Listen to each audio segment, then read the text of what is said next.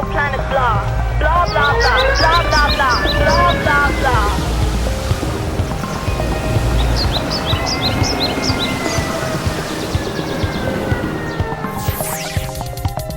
Kinka, klima eta natura krisia.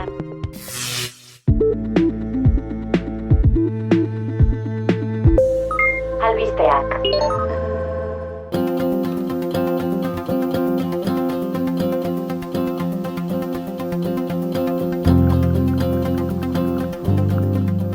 Kaixo entzule, zer moduz?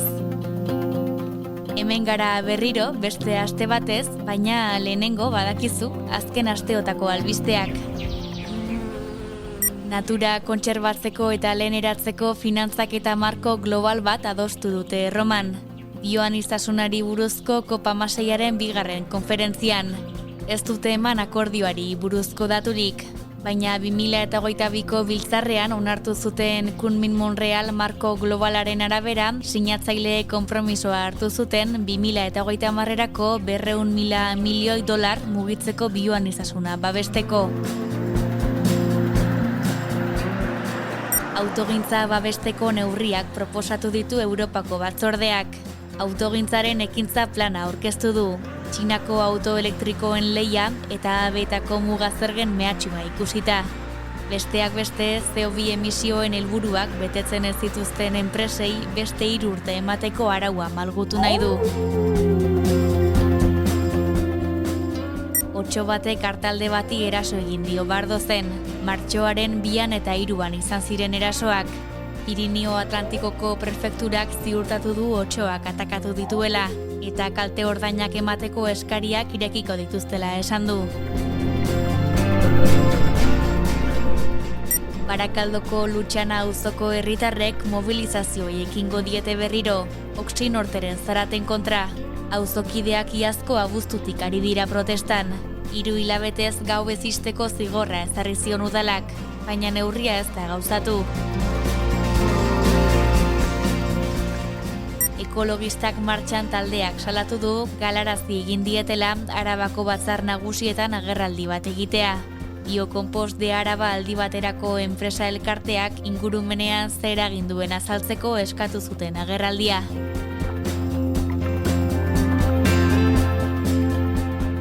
Horiek azken 15 aldi honetako lerroburu nagusiak eta orain bestelakoak.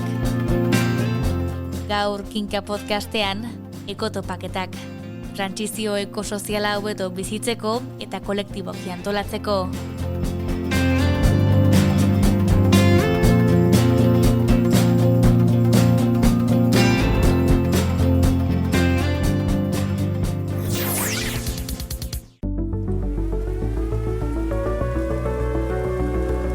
Albiste gehiago Kinkaren buletinean. Eman izena berria.eu satarian eta jaso ingurumen gaiei buruzko azken albisten berri zure posta elektronikoan. Kinkatik Kinkara.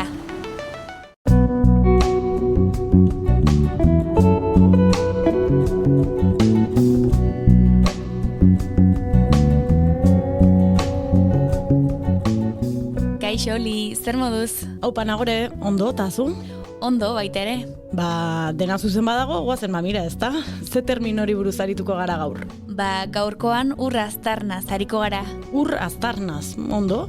Gogoan dut karbono aztarnaz ere aritu ginela, baina ez nekien ur aztarna ere bazegoenik. Azaldu beraz nagore, zer da ur aztarna? Karbono aztarnaren antzera, ingurumen adierazle bada ur aztarna, zehazki kontsumo edo zerbitzu ondasun baten ekoizpen kate osoan erabiltzen den ur gezaren volumena neurtzen du. Antzerako orduan, bai. Ur gezaren volumena da orduan, ur aztarnarekin neurtzen dena. Hori da, eta pasaden atalean hidrogenoaren kolore ezaritu ginela Oli, ur aztarnaren kasuan ere badira kolore ugari. Ui, azeizte koloretsua gelditzen ari zaizkigun.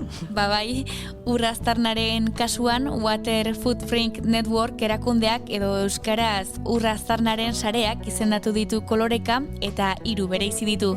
Ui, zeintzuk?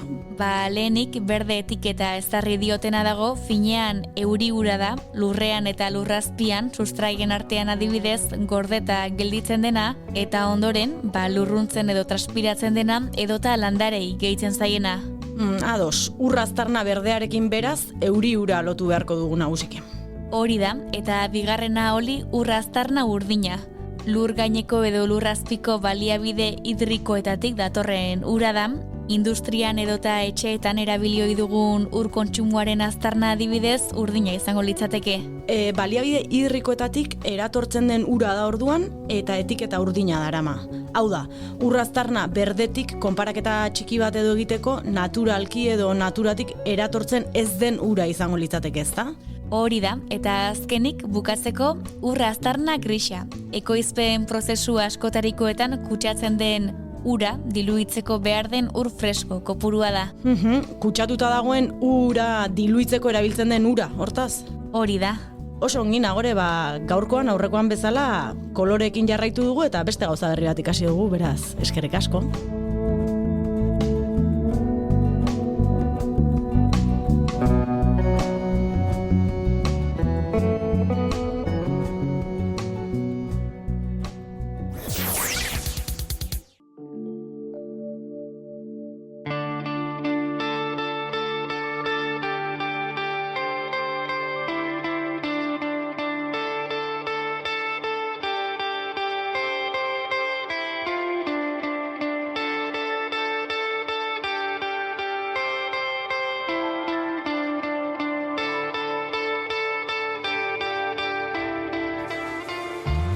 Trantsizio ekosoziala hobeto bizitzeko.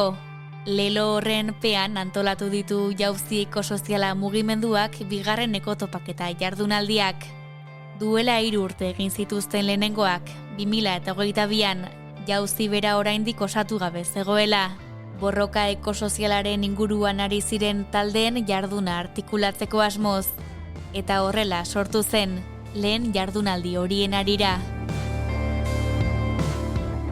Orain bigarrenez bilduko dira molde horretan, Arrasaten, Gipuzkoan, martxoaren 28an eta 29an. Bertan izango da Odei Rodriguez, adeitasun oso zartu du berriaren deia jauziko kideak, eta topaldiaren nondik norakoak xeheki kontatu ditu. Horretan sakondu aurretik baina jauzi bera zertan den azaldu du lehenik. Kurtso honetan joan izan gara eskualde desberdinetan aurkezpenak egiten eta eskualdetako taldeak eratzen, eta gero kurtso honetarako 3 lanlerro edo planteatu genituen, garraioa, industria eta turismoa, eta ibili gara horiek nolabait lantzen, bereziki egia da garraioa landu dugula kurtsoren lehen parte honetan, mobilizazioak egin genituen deskontu bat mantzen du. Zitesan eskualde batzuetan garraio publikoa hobetzeko mobilizazioak ere egin ditugu, eta eneko topaketetan, 3 lan hildo hauek ere islatuko ditugu bertan. Izan ere, esan bezala urteak igaro dira lehen mugarri hartatik, eta ordutik bilakaera nabarmena izan du mugimenduak. Eneko topaketatik bide luzea izan zen jauzi eragile moduan osatu arte, lehenengo bainbat kanpaina egin genituen, baina oraindik eragile moduan ostuta gongabe, gero urte luzeko barne prozesu bat, eztabaida prozesu bat eman genuen, eta azkenik ja jauziko soziala planteatu genuen. Eta jauziko kidego nahiko anitza da, badago jendea, batzuk bai gatoz lehenagotik, mugimendu ekologista parte hartzetik, beste batzuk orain batu dira mugimendu ekologistara, eta geografikoki ere puntu desberdinetan kokatu gaude, batzuk bai Irunierria, Donostialdea, Debagoiena, Bilbo, Uribe Kosta, Euskal Herrimaeko eskualde desberdinetan. Lehen aldian bezala, solasaldi ugari eta askotarikoak antolatu dituzte. Hautazkoak dira horietako batzuk, eta guztiei zuzenduak beste batzuk. Horiez gain badira isialdirako beste zenbait proposamen ere, bertsoaldiak eta kontzertuak besteak beste. Guk solasaldiei erreparatuko diegu, horietan izpide izango dituzten gaiei eta aferei. Bat, gazte antolakuntza. Gazteek klima eta natura krisian jokatzen duten rol ezinbestekoaz jabetzeko eta sektore hori mobilizatzeko Rodriguezen hitzetan. Uste gazten rola erabat ezinbestekoa dela, izan ere, krisi ekologikoa beti hamarkada batzuen atzerapenarekin ematen denez, azkenan orain egiten dugunak, klima larrialdiaren bidez, hemendik agian 20 urtera edo izango du eragina, ez? Orduan orain bizitzen ari garena duela 20 urte. Gertatuko den ondorio eta horrela etengabe, ez? Beraz uste dugu gazteak direnez, bizitza luzena daukaten horiek eurek izan daitezkela, ondorio ekologiko larrienak sufritu ditzaketenak. Orduan uste dugu ezinbestekoa dela sektore hori ere mobilizatzea eta hori da jauziren helburu nagusietako bat. Horregatik uste genuen porrontezenako topaketan ere, gazte ahotsak esplizituki ertan egotea. 2018-2019 olatu potente bat egon zen, Fridays for Future delako hori edo, eskoletako greben ingurukoak. Eta, momentu harindaran diaukizuen, baina gero badirudi hori, handi baten desinflatu egin dela, edo berantza joan dela, eta horregatik, bertan parte hartzen duen kide bat eramana egon apur bat azaltzeko, hori bat, zelantikoa izan den mugimenduaren bilakaera, zergaitik uste duten momentu horretik aurrera ez duela inmobilizazio indartzurik lortu, edo berakada hori izan duela, hori eta hausnarketa hori egiteko eramanko dugu, Fridays for Future Bilboko kide bat. 2. Lurra. Nekazaritza, produkzio ereduak, kalteak, lan baldintza prekarioak eta abar izango dituzte solasgai. Nekazaritza ekologikoago eta sozialago bat helburu. Guk uste dugu egia aurtengo jauziren lanildoen artean, egon esarren guk ikusten denuen ezinbestekoa, nekazaritza eta lurra lantzaren gaia, maigainan ipitzea, askotan astutako zehozer delako, eta buruzuz ezinbestekoa da horretan poko epitzea, produzio oinarrizkoena delako. Guk egunero jan egin behar dugu, agian beste kontsumoen batzuk ez diren behar, jatea ezinbestekoa, eta nahi gonorik pinipokoa gaur egun zelako elikagai produkzioa gen nagusi, horre dakartzan kalteak, eta gero ere maigainatu nahi genuen, zelan gizarteko enpazektore, nekazariak, baina baita ere kontsumitzaileak antolatzen ari diren, beste elikadura eredu baten alde, ez? Elikadura subirautza eta agroekologiaren alde duan. Hori nahiko dugu adierazioa, alde batik zetek gaur egungo eredua, horrek dakartzen ondorioak, eta zelan eman aldiogun hori buelta, ekologikoagoa den nekazaritza eredua, baina baita ere sozialagoa den nekazaritza eredu bateran joateko, ez izan ere, gure nekazarien eta abeltzaien lan balditzak, gero eta kaskarragoak dira gaur egungo ereduan. 3. Mugikortasuna. Edo antolatzaileek azpimarratu bezala mugikortasun kapitalista. Rodriguezen ustez abizen horrekin bakarrik ulertu baitaiteke egungo mugikortasuna.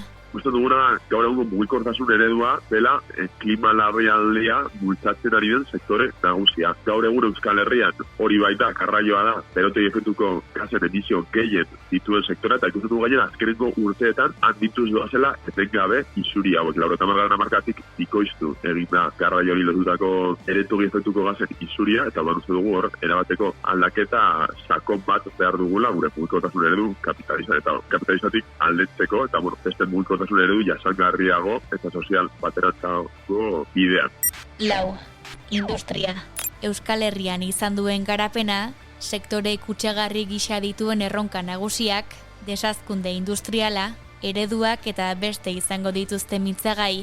Euskal Herria historikoki nazio industriala izan da, eta hori bereziki, bigarren industrializazioaren ostean, argiago batean izan genuen, ez? Baina egia da industria osoa eraldaketa oso sakonetan da. Alde batetik hausnartuko dugu, zein den industrian etorkizuna, horretzen eragin piezarioken Euskal Herriari eta langileri, eta gero ere, bakigu industria dela ere, itxarteko sektore kutsako horrenetako bat, eta beraz ezinbestekoa dela, hau goitik bera eraldatzea, ez? Eta eraldi baten desaskute industrial bat behar duguna, orduan ere, saietuko da planteatzen ze eredu izan daiteken egokia industria hori eraldatzeko, beti ere langileak zentronak kokatuz eta langileen boterea eta unkizatea handituz.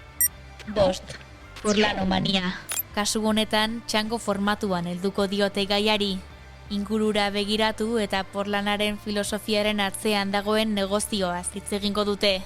Hori, justo hor, debagoienan, kokatu ditugune ezeko topaketak, hor, eskualdotako den edonor, edo hori bizitatzen duen edonor, ikusi dezake hor, zelan garraio azpiegitura erraldoia duen, noski porlan egiteko garraio azpiegitura erraldoiak, eta beraz, txango horren bidez, nahi ditugu azpiegitura hori ikustarazi, hor dago AZT-a, hor dago ere autobidea, Eibar Gasteiz autopista, horiek ikusi nazita ditugu, horrek lurraldean eukituen ondorioak, aztertu nahi dugu zergaitik porlanen produkzio orokorrak ingurumenean dituen kalteak, Zene, mundu mailako berote efektuko gazen ia euneko 5 baino gehiago porlanaren produkzioak dakar, ez? Aztertu nahi dugu ere, zergaitik eraikuntza sektorek hainbestera joko botere ekonomiko eta politikoa daukaten gure herrialdean eta zelan botere ekonomiko hori botere politikoa bihurtzen duten, zelan lotzen duten garraio politikoetan adibidez hainbestera joko garrantzia izatea azpiegitura handiek, eta azkenik ere ezagutu nahi dugu, debagoienan, azpiegitura hauen inguruan edo egon diren borroka historikoak, ezagutzeko aukera bat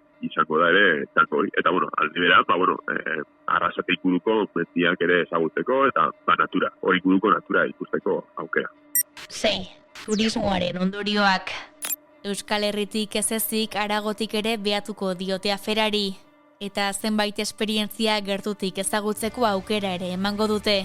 Gu ikusten duguna da, gurean hasi garela, ez da turismoaren ondorioak bizitzen, berezik, Donostiaren kasua da argiena, baina, beste inguru batzuetara ere ailegatzen ari da, Bastan, Bilbo, ingurua ere bai. Eta ikusten duguna, nahiko nabariak direla eta hasi direla dagoeneko mobilizazioak turismoaren ondorio sozialak txalatzeko. Hainbat ez sindikatu hasi dira ekimenak egiten honen arira, edo auzo elkarteak ere hasi dira, kritikatzen zelan auzoa goitik bera aldatzen duen turismo masibo honek, baina guk jauzitik ikusten dugu garrantzitsua, ondorio ekologikoak ere ikustaraztea. Karo, normalean, deia duzena turismo home, askotan planteatzen delako turismoen eredu honen aurkako borroka, maila lokaletik, turistak gurera datoz eta honek dakartan ondorioak. Baina guk ere hor mailek gaineratu nahi duguna da, Euskal Herriak ere, milaka eta milaka turista esportatzen dituela ere, beste ingurune batzuetara, horrek leku horietan dakarren kalteekin. Horregatik errek nahi ditugu ere, leku horietako abotsak gurera, alde batetik Margalida Rafiz, Mallorcako kop talde ekologistako posera maila, etorri zaigu, bazartzeko alkora Mallorca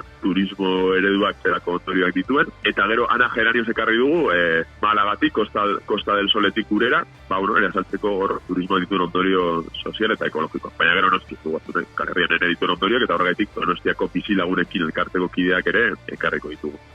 7. Orain ez da berandu. Jardunaldiari berari izena ematen dion mai inguru horretan, egungo garaiari nola erantzun aztertuko dute. Egia da, etorkizunak beltza dirudiela, ikusten dugu, jarraitzen badu bideo honetatik, ondorio ekologiko oso larriak bizitzak egula, eta horrek gizarte osoan eragin oso larriak euki ditzakela, baina guk uste dugu oraindik antzola gaitezkela, soramen hau gelditzeko, eta berez hori da jauzinen helburua, eta burak ekotopaketa hauek nahi dugu izatea aukera bat jendearentzako, mugimendu ekologistan eta bereziki jauzin parte ardezan. Eta horretik maikuru hori garrantzia handia eman nahi diogu, orain ez da berantzatu maikuru hori bertan, beste leku batzuetatik esperientzia ekologistak edo eragile ekologistak ekarren nahi ditugu, ezagutzeko gure praktika politikoa zein zen bide ikusten duten eurek garrantzizkoa krisi ekologikoari aurre egiteko, eta zoieteko gu ere horrengatik ikasten, jane hori da, ekotopaketako helburu nagusietako bat, jende gehiagok aurrera pauso ematea eta ekologismoan hartzera animatzera. Oraindik garrizbak gaude, ondamendi ekologikoari buelta emateko. 8. Asanblada. Azkenik asanblada egingo dute azken egunean. Aurrera begira antolatu nahi dituzten ekintzei eta ekimenei buruzko ideiak biltzeko. Honen egun asanblada ireki bat izatea, jauzi hobeto ezagutu nahi duen jendearentzako, eta bertan gehi bat ideiak bilduko dira, hendik kurtso amaiera begira, egin daitezken urrengo ekimenen inguruan. Ez baina arteak nago gara autozentrantzako paketak antolatzen, urte hasieratik ona. Eta, bertan planteatzeko jendeak, ze ekimen ikusten duen egin daitekela hendik kurtso amaiera arte, eta hori ideia biltzeko, eta purbat eztabaidatzeko, eta jendeari erakusteko, jauzi eragile ireki bat dela, eta jendearen parte hartzea nahi dugula, jende gehiago parte hartu bezan gurean, beretan horrela indartxoak izateko, eta norabide aldaketa bat erabili izateko gure gizartea.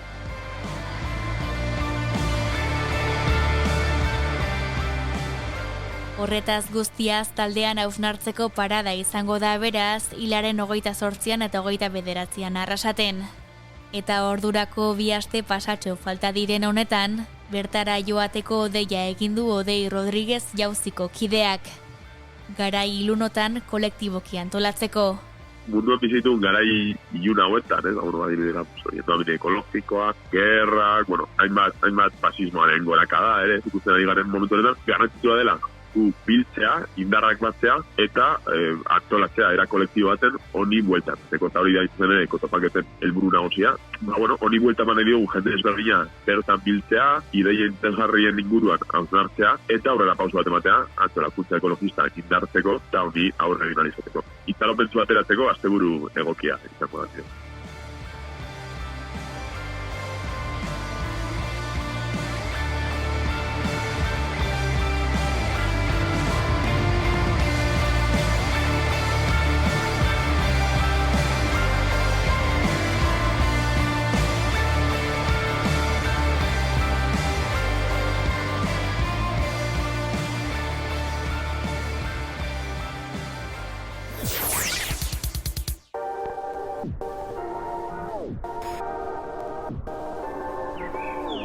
Orain kinka eraberrituan baita bonus traka ere.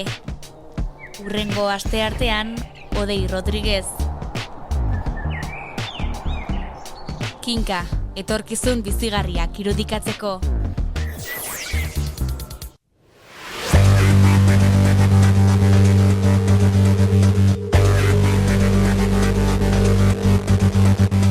Agurtzeko garaia da Urraztarna zaritu gara hiztegian eta erreportajean aldiz ekotopakete zaritu gara Odei Rodriguez jauzi ekosoziala mugimenduko kidearekin. Baina dagoeneko badakizu entzule agur esateko kantua falta zaigula. Gaurkoan Bloin taldearen 50 kantua. Astebete barru izango duzue gure berri kinkaren bonus track berezian eta 2 aste barru berriz gaurkoan bezala ohiko erritmoan. Berriaren klima eta natura krisiari buruzko kinka podcastean. Aio aio!